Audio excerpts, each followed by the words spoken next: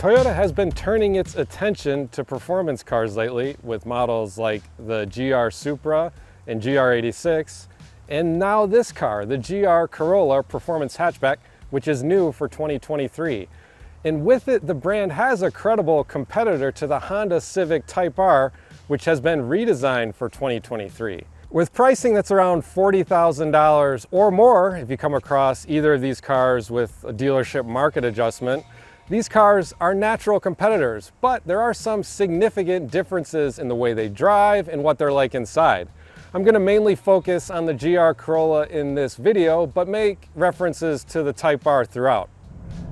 In terms of driving, the GR Corolla is a little bit more visceral, a little bit more rough around the edges than the Type R is, which has gotten more refined in its current version. But you know, that's something I like about this car. It's something you don't see every day in new performance vehicles. So it's pretty cool that Toyota has kind of given it that character, if that's what you're looking for.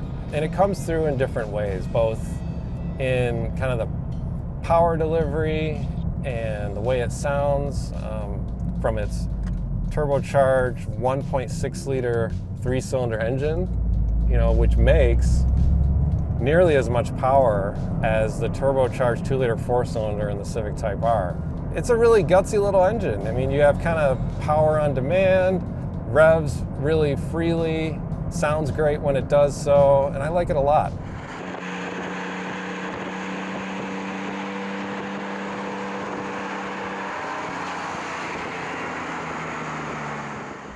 It works with a 6-speed manual transmission, just like the Civic Type R, but the Honda, in my view, has the advantage there in terms of transmission feel. It's just a little bit more precise than what you're going to get from the GR Corolla's manual.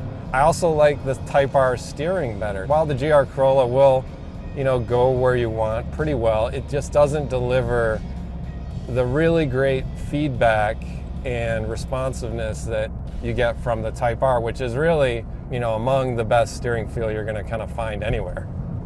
So both of these cars have pretty firm suspension tuning, but in the Type R you get adaptive dampers, while in the GR Corolla you don't. And when you hit a bigger bump in the GR Corolla, you're definitely going to feel it because it delivers a hard hit that you can feel in the cabin.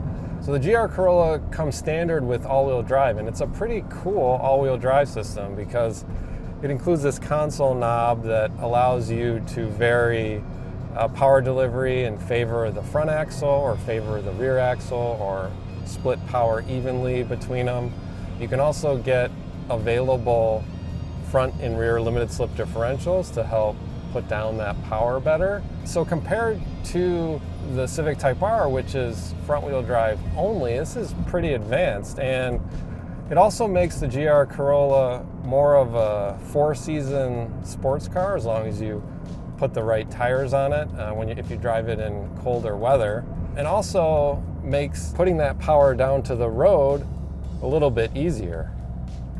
This is the base core version of the GR Corolla, and it has a fairly basic interior when you consider its as-tested price of around $40,000. It has hard plastic on the doors and the center console here. Interestingly though, you get a padded dashboard. And compared to the Civic Type R, it's just not quite as upscale inside. There's also not a ton of storage space. You have these cup holders here and a little tray here, but it doesn't seem like it's going to hold all that much when you're driving aggressively. There are some available features in the GR Corolla though that aren't offered in the Civic Type R, and those include heated seats and a heated steering wheel. So the GR Corolla's front bucket seats are reasonably comfortable, and they do a decent job keeping you in place during aggressive cornering, but they're nowhere near as aggressive as the standard racing style bucket seats that the Civic Type R has. If you want that level of control in the GR Corolla, you have to go to the limited run Morizo version, which has more aggressive front seats. So there's reasonable space in the back of the GR Corolla for taller adults, but not a lot of extra space. My knees are right up against the back of the front seat here, and this is where I would be driving. One thing I like though is Toyota has kept 3 seats in the back, as opposed to the Civic Type R, which just has room for 2. So that might be a big deal depending how many people you plan on regularly transporting in the car. So there are clear differences in the character of the GR Corolla and the Civic Type R, and those differences may mean one is better than the other for you. If you're looking for that raw, a little rough around the edges feel from your performance hatchback, then yeah, the GR Corolla is the one you want. But if you want a little more refinement and like the idea of standard track-ready front seats, then the Civic Type R is where you should be looking. For more expert reviews, be sure to like, subscribe, and turn on notifications to stay up to date on everything from Cars.com.